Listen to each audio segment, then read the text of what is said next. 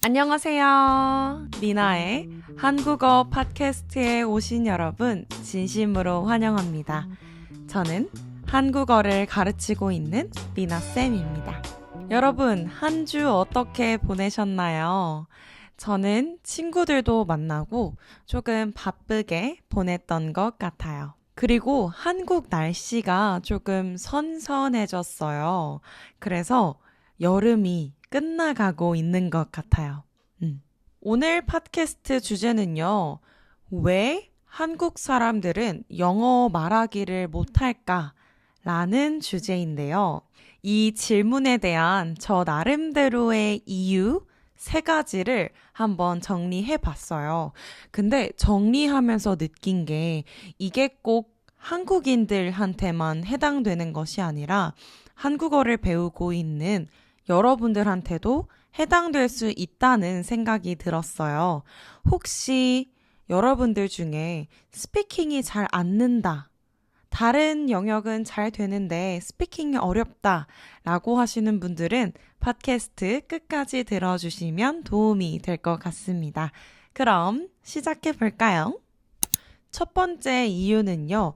우리 한국이 영어를 가르치는 방식에 문제가 있다고 생각합니다. 사실 우리는 12년 동안 초등학교 6년, 중학교 3년, 고등학교 3년 총 12년 동안 영어를 배우는데요. 근데 그 영어가 사실은 시험을 위한 영어입니다. 우리가 스피킹을 한다는 거는 외국인들, 그러니까 영어를 모국어로 하고 있는 외국인들과 소통하기 위해서 스피킹을 하잖아요. 그게 아니라 영어 시험을 보기 위한 영어를 배우는 거예요.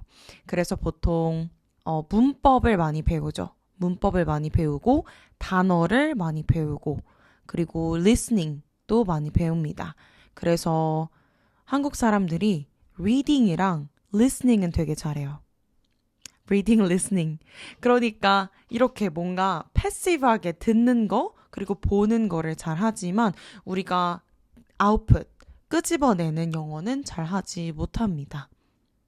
그래서 저도 12년 동안 영어 단어를 엄청 외우고 문법을 엄청 외우고 했지만 사실 고등학교를 졸업하고 나서도 영어를 잘 하지 못했어요. 스피킹은 거의 하지 못했습니다. 네. 그래서 한국 학교에서 영어를 가르쳐 주긴 하지만 너무 텍스트북, 교과서 영어다. 그래서 사실 스피킹으로는 쓰지 못한다. 라는 그런 문제가 있었던 것 같아요. 그래서 저도 항상 이야기하잖아요. Not textbook, textbook Korean 말고 real Korean 배워야 되는 이유가 여기에 있습니다. 제가 너무 몸소 느꼈기 때문이에요. 12년 동안 영어를 배웠지만 영어를 못한다는 저의 그런 답답함과 억울함에서 나온 저의 교육 철학이었습니다. 그래서 혹시 여러분들도 문법 공부, 단어를 외우고 문법을 배우고 혹은 리딩을 하고 리스닝을 하고 이런 공부가 많이 되어 있는데 말하기가 안 된다 라고 하시면 우리 이제는 말하기를 해보는 연습을 해보면 좋을 것 같아요. 어떻게 말하기를 하냐에 대해서는 이 영상을 참고해 주세요. 두 번째로는 틀리는 것을 두려워하는 우리 한국 사람들의 특성이 있습니다. 우리가 뭐든 배울 때 틀리면서 배워라 라는 말을 많이 듣곤 하는데요. 한국 사람들은 틀리는 것을 굉장히 부끄러워하고 그리고 그거에 대한 두려움이 있습니다. 질문하는 것도 어려워하는 것 같아요. 내가 혹시 그 질문에 틀린 부분이 있을까봐 질문을 꺼려하는 경우도 있습니다. 그래서 제가 실제로 대학 생활을 할 때, 학교 수업을 들을 때 교수님이 질문 있나요? 이렇게 물어보면 한국 학생들보다는 외국인 학생들, 교환 학생이나 유학생들이 더 활발히 질문을 하는 모습을 볼 수 있었습니다. 여러분 나라의 문화는 어떤가요? 한국은 조금 틀리면 너무 부끄러워. 나 너무 틀렸어. 이런 문화가 그런 특성이 있는 것 같아요. 그래서 저도 한국 사람이잖아요. 그런 특성이 있으니까 조금 더 질문을 먼저 하려고 하고 틀려도 괜찮아 라는 마음을 가지려고 노력하고 있습니다. 그리고 마지막으로는 우리 한국이 단일 민족이에요. 단일 민족은 우리 국가가 하나의 인종으로만 이루어진 국가라는 거를 뜻하는데요. 그러니까 우리나라는 예전부터 단일 민족이어서 모두가 같은 언어를 쓰고 같은 문화를 공유하고 있어요.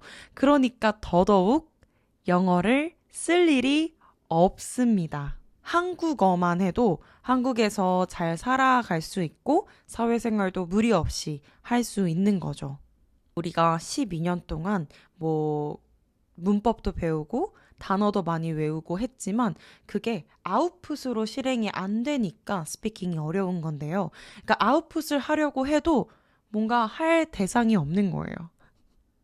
물론 서울에 살면서 여행 온 외국인들도 있고 한국에 살고 있는 외국인들도 많이 보곤 하지만 제가 어렸을 때에는 서울에 살고 있지 않았어서 그리고 한국인들끼리 많이 놀죠.